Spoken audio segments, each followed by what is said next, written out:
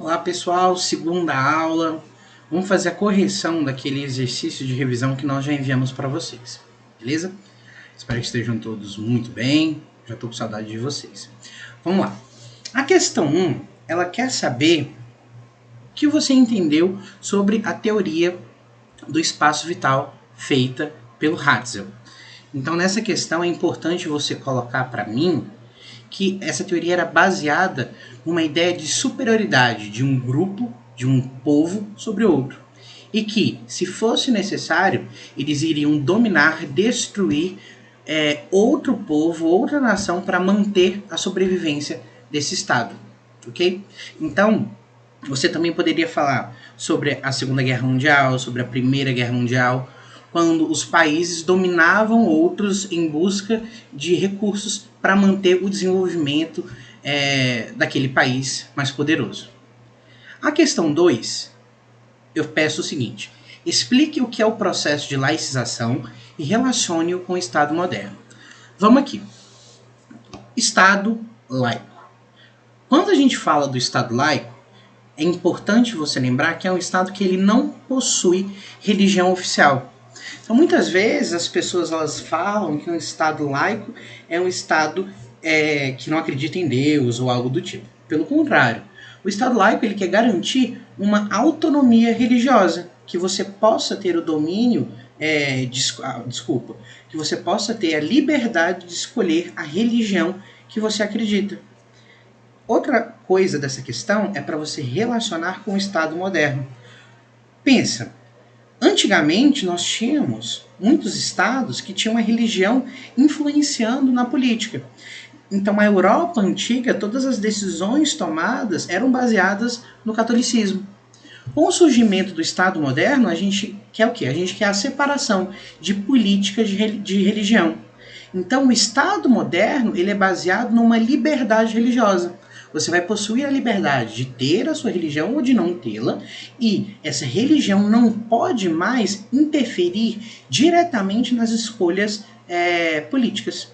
Isso vai ser o Estado laico, o Estado em que a política e a religião são separadas. Questão 3. A identidade nacional é um conceito que indica a condição social e o sentimento de pertencer a uma determinada cultura. O conceito de identidade nacional só começou a ganhar força no século XIX, quando surgiu a noção de nação. Em um indivíduo, o nível de identidade nacional vai depender de sua participação ou exclusão relativamente à cultura que o envolve. É um tema relacionado com a identidade cultural, ou seja, o conjunto das características de um povo, oriundas da interação dos membros da sociedade e da forma de interagir com o mundo. Relacione a identidade nacional com o surgimento de uma nação. Essa questão, eu quero que você pense o que é a identidade nacional e como que isso vai ser fundamental para o surgimento de uma nação.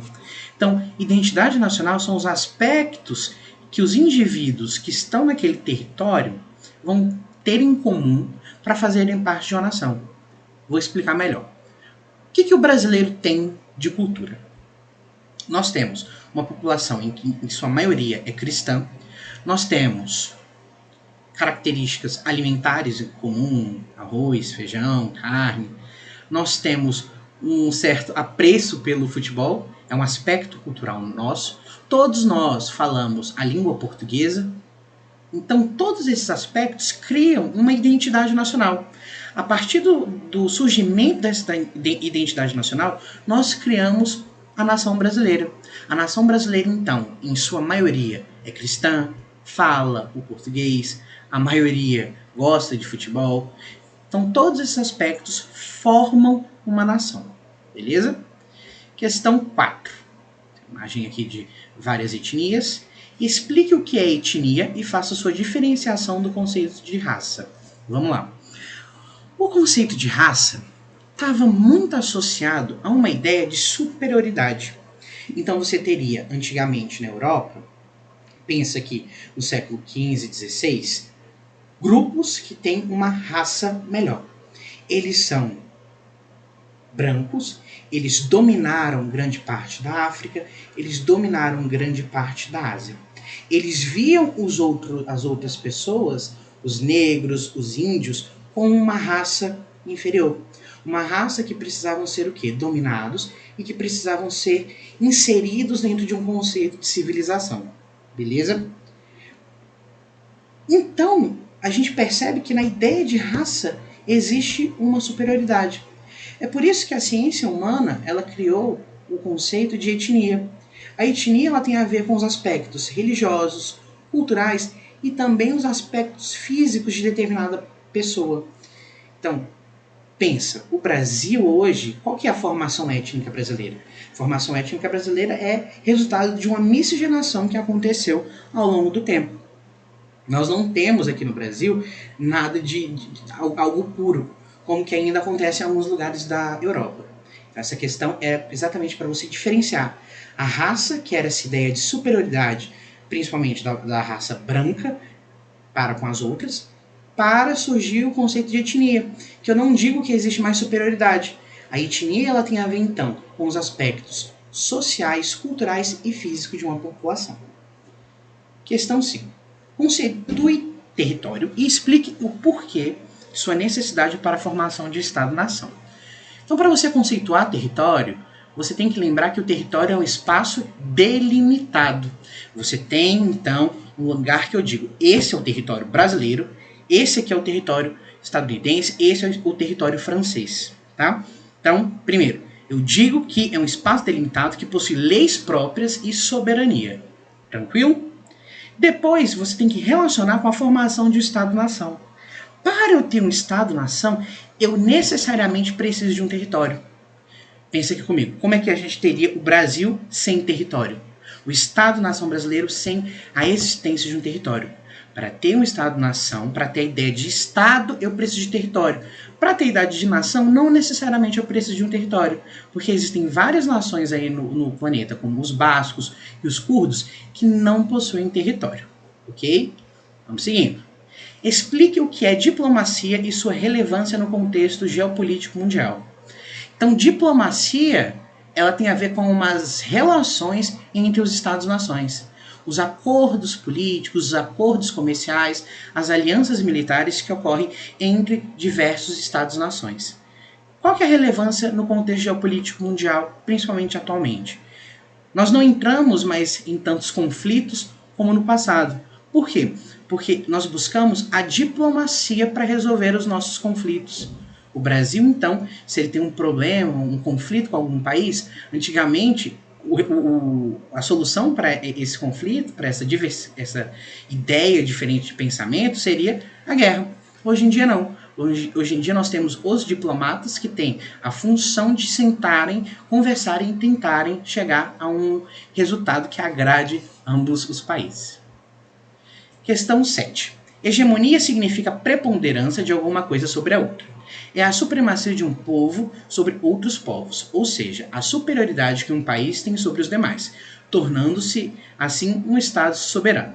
Relacione o conceito acima com o período da Guerra Fria. Se eu tivesse que explicar para vocês Guerra Fria em uma única palavra, a palavra seria hegemonia. Por quê? O que os Estados Unidos e a União Soviética ambas buscavam nesse período? Elas buscavam conquistar a hegemonia. O país que conseguisse ser superior ao outro conseguiria conquistar outros aliados, tornando-se assim um Estado soberano. Esse era o objetivo dos Estados Unidos, conquistar aliados para mostrar para a União Soviética que ele tinha uma hegemonia mundial. Do outro lado, a União Soviética queria fazer a mesma coisa. Entendem? Então, hegemonia tem a ver com essa ideia de superioridade, de um povo ser mais poderoso que o outro. Os Estados Unidos queria ser mais poderoso que a União Soviética queria ser mais poderosa que os Estados Unidos. Questão 8. Explique o que foi a antiga ordem mundial multipolar e como ela dominava o mundo. A partir de 1945 e 46, nós entramos num mundo bipolar. De um lado, Estados Unidos, do outro lado, União Soviética. Mas antes disso, o mundo vivia uma ordem mundial multipolar em que as potências europeias, tais como Espanha, Inglaterra, Portugal, França, Alemanha, Bélgica, tentavam dominar o mundo. Elas dominavam o mundo por meio de uma exploração das nações mais pobres, explorando a América, explorando a Ásia, explorando a África. Então, a ordem mundial multipolar europeia, ela era baseada numa ideia de domínio direto dentro dos outros territórios, explorando as suas riquezas, explorando seus recursos. Beleza? Questão 9.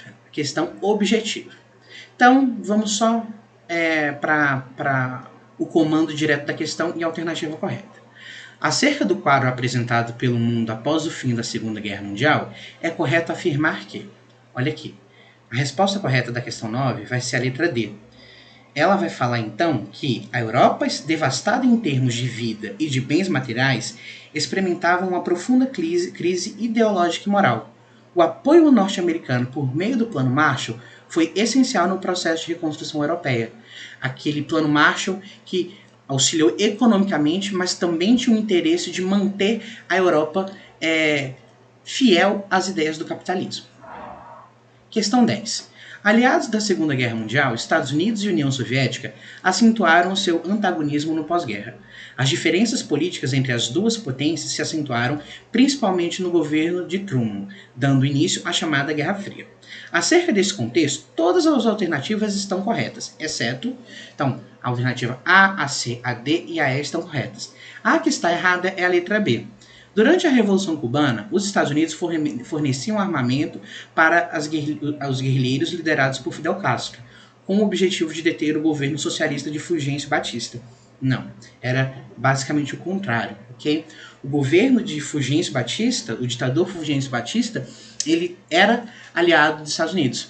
Quando você vai ter a Revolução Cubana para implementar o socialismo dentro de Cuba, na verdade isso foi uma afronta muito grande ao poder dos Estados Unidos, porque Cuba se localiza bem próximo dos Estados Unidos.